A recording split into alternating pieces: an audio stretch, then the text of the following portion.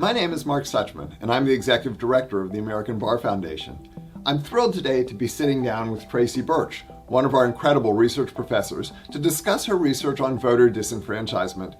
Traci Burch is a research professor at the American Bar Foundation and also an associate professor of political science at Northwestern University. Her research focus includes the U.S. criminal justice system, structural inequality, and political behavior. In this election year, with Democratic participation in the spotlight, it's crucial to highlight the empirical research that underpins our understanding of democracy. A lot of that empirical research has been done right here at the ABF by Traci Burch and her colleagues, so I'm thrilled to be talking with Traci today.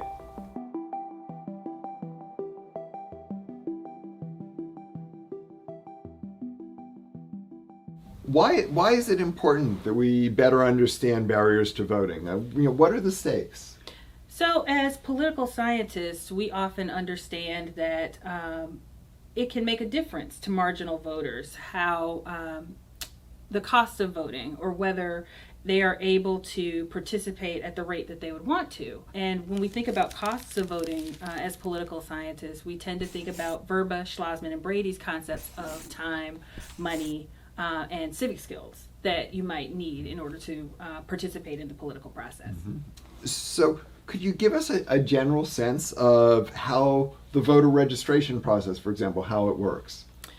Wow. So Mark, voter registration varies so much across different states, but typically they have some common features. So first of all, you have to register to vote at some point before the election. Some places you can do same-day registration, but usually 2 weeks to a month before the election, you need to sign up with your jurisdiction.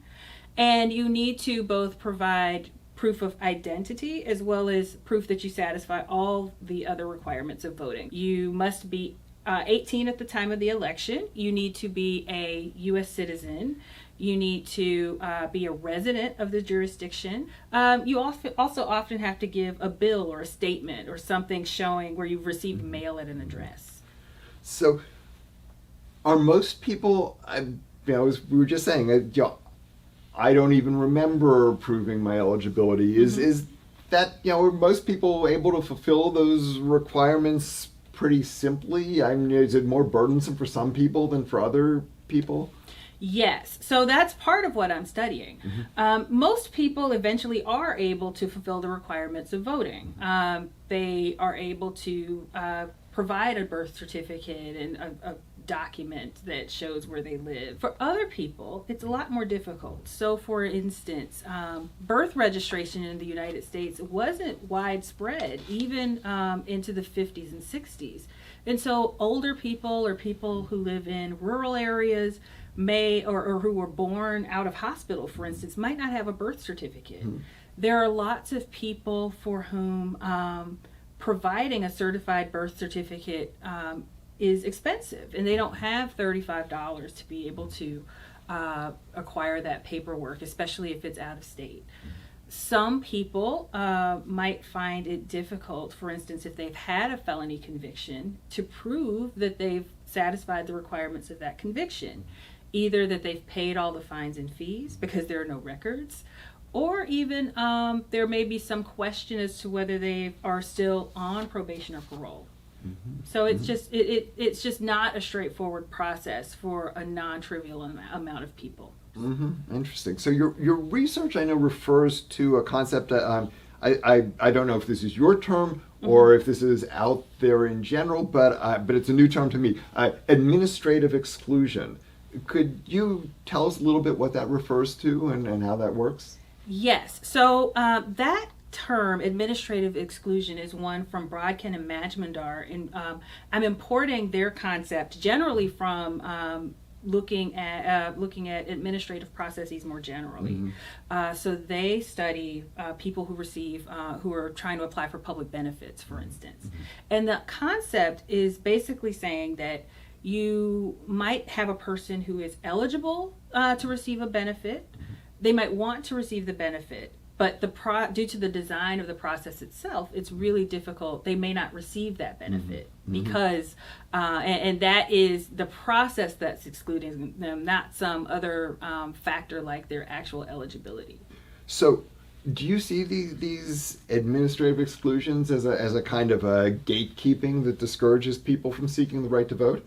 I think that is a good term to use to the extent that gatekeeping, it is a barrier to voting. But I don't know at this point, I don't think that they're always intentional. A policy that has benefits in some way also maybe doesn't have an exception, or policymakers don't understand that perhaps it's difficult for certain populations to meet those requirements.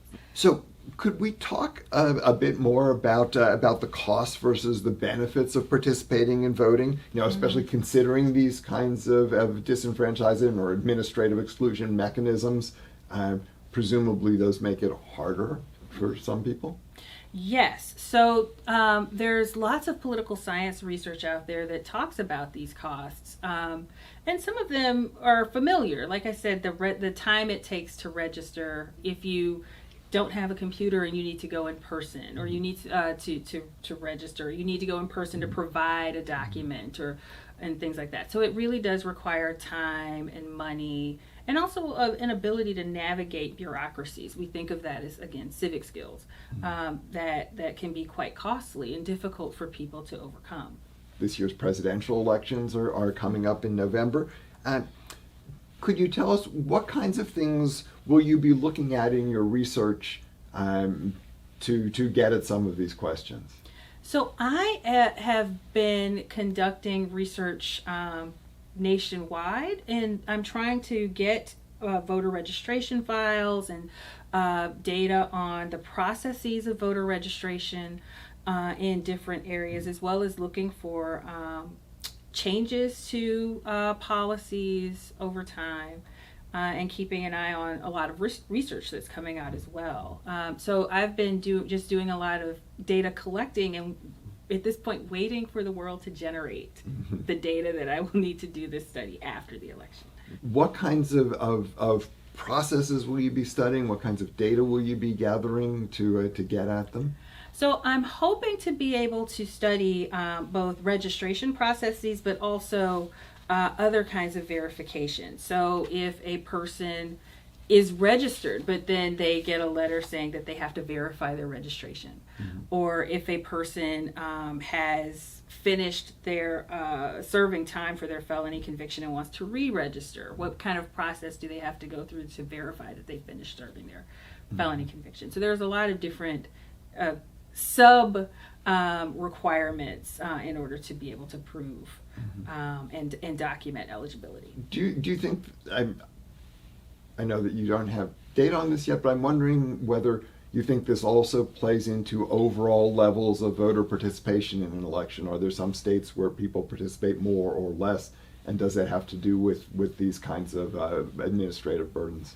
Ultimately, that's the question I'm asking. So I will invite everyone to stay tuned while I figure that out.